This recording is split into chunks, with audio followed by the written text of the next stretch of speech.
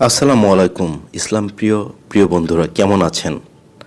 আজকে আলোচনা করব হজরত আদম আলাইসাল্লামের পুত্র হজরত শীস আলাইসাল্লামের সংক্ষিপ্ত জীবনী। প্রিয় বন্ধুরা, যারা এখনও আমাদের এই ইসলামিক চ্যানেলটিকে সাবস্ক্রাইব করেননি, দয়া করে সাবস্ক্রাইব করে নিন।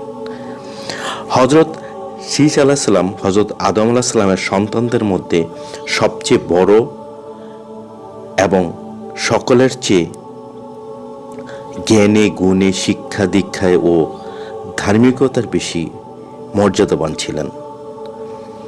আবারও এত কথিত আছে যে হযরত শীস আলাইহিস সালাম হাবিলের মৃত্যুর 5 বছর পর জন্মগ্রহণ করেন। হাবিল অত্যন্ত মুত্তাকি ও আল্লাহ ওয়ালা লোক ছিলেন। উত্তম বিনিময় হিসেবে আল্লাহ হযরত আদম আলাইহিস সালামকে এই পুত্র সন্তান দান করেন। শীস আলাইহিস সালাম ছিলেন অপরূপ সৌন্দর্যের অধিকারী, স্বভাব চরিত্র পিতার অনুরূপ। তাই আদম আলাইহিস সালাম তাকে নিজের স্থলাভিষিক্ত ঘোষণা করেন। অন্যান্য ভাইদের বেলায় দুনিয়ার বিভিন্ন কাজে তিনি শরীক থাকতেন বটে, কিন্তু নিজে কিছুই করতেন না। ফসল তোলার পর ভাইয়েরা তার অংশ ঘরে পাঠিয়ে দিতেন। ভাইদের সকলের তরিতরকারি খাদ্যশস্য শেষ হয়ে গেলে তারা হযরত শীস আলাইহিস সালামের নিকট থেকে ধার নিয়ে প্রয়োজন মেটাতেন। একবার ভাইয়েরা পরামর্শ করল যে এবছর আমরা শীস আলাইহিস সালামকে তার অংশ উৎপাদিত ফসলের অংশ প্রতি বছরের ন্যায় দেব না, তার ঋণ ফিরিয়ে দেব, কেননা সে আমাদের সাথে কোনো কাজে অংশগ্রহণ করে না, অলসভাবে বসে থেকে আমাদের নিকট থেকে অংশ নেয়। এবছরই আল্লাহ পাক হযরত শীস আলাইহিস সালামকে পয়গম্বরী ও কিতাব দান করেন, যাতে তিনি জাতির লোকদের শরীয়ত শিক্ষা দিয়ে দ্বীন ও ঈমানের পথ দেখাতে পারেন। এরপর সকল ভাই তার প্রতি সন্তুষ্ট ও অনুগত হয়, তার উপর ঈমান স্থাপন করে এবং উৎপন্ন ফসলের 1/10 তাকে প্রদান করতে থাকে। তাদের দেয়া এ ফসল দিয়েই তিনি পরিবার পরিজন ও সন্তানাদির ভরণ পোষণ করতেন। তিনি অধিকাংশ সময় আদম আলাইহিস সালাম নিকট থেকে জান্নাতের বিভিন্ন বস্তুর অবস্থা সম্পর্কে জানতেন এবং অবতীর্ণ উহির মর্মার্থ জিজ্ঞেস করতেন।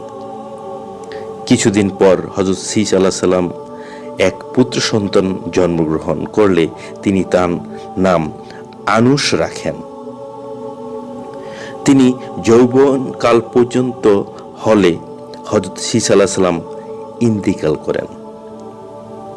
তার ইন্তিকালের পর তার পুত্র আনুশ দীর্ঘকাল পর্যন্ত পিতার দ্বীনের উপর থেকে মৃত্যুবরণ করে।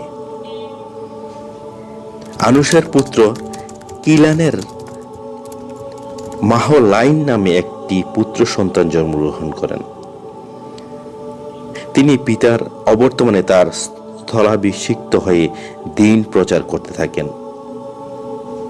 মাহলাইন অত্যন্ত সুপুরুষ ছিলেন। তিনি ধর্মকর্মে অত্যন্ত মজবুত এবং সুদৃঢ় ছিলেন। তার ন্যায় সে যুগে আর দ্বিতীয়টি ছিল না। তাছাড়া তিনি বিভিন্ন গুণেও গুণান্বিত ছিলেন। এজন্য তিনি সকলের নিকট অত্যন্ত সম্মানের পাত্র ছিলেন। মাহলাইলের অনেক সন্তান ছিল।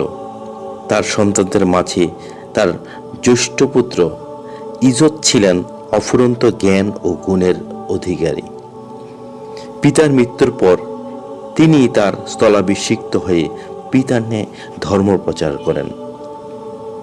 মাহলাইল তার গুণ জ্ঞান ও কাজকর্ম দ্বারা মানব সমাজে এমনই যশ ও সুনাম অর্জন করেছিলেন যে তার মৃত্যুর পরও দেশ বিদেশ থেকে নজর, নিয়াজ ও উপঢৌকন আদি সহ লোকজন তার সঙ্গে সাক্ষাতের জন্য আসত, কিন্তু তার মৃত্যু সংবাদ শুনে তার নিরাশ ও হতাশ হয়ে ফিরে যেত। সবাইকে অনেক ধন্যবাদ। আসসালামু আলাইকুম।